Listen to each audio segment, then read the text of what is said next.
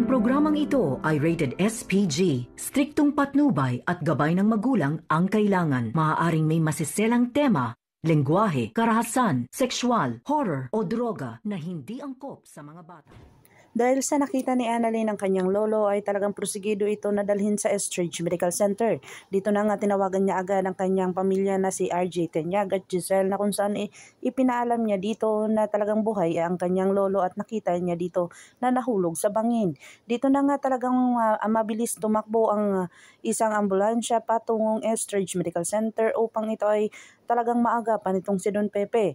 Dito na nga napagkaalaman ni Zoe na talagang buhay si Don Pepe dahil tinawagan siya ni Dr. RJ Tanyag at bibinalita sa kanya.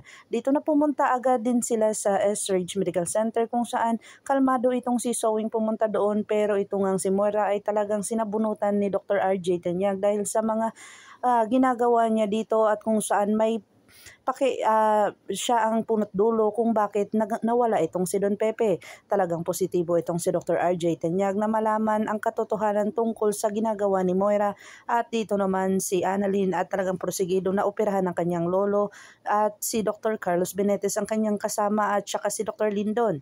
Dito na nga ay talagang sinabihan ni Dr. Lindon itong si Annalyn na kung kaya niya bang mag-opera dito sa kanyang lolo na marami siyang pinagdadaanan.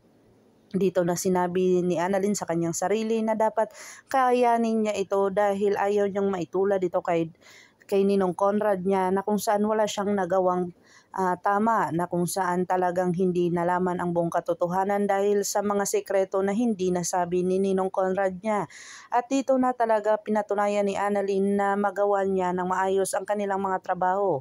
Dito na naman ay magkakaroon ng amnesia itong si Don Pepe kung saan hindi na naman masabi ang buong katotohanan dahil sa mga ginagawa ni Zoe at lalong-lalo na ginawa ito ni Dr. Carlos Benetes para ito ay hindi makapagsalita dahil alam niya na ang buong katotohanan. Pakakaabangan natin ang mga susunod pa na episode na ito. Ang abot kami na pangarap. If you like my story, please like, share, and subscribe para ma-update po kayo sa mga susunod pa. Yun lamang po at maraming salamat.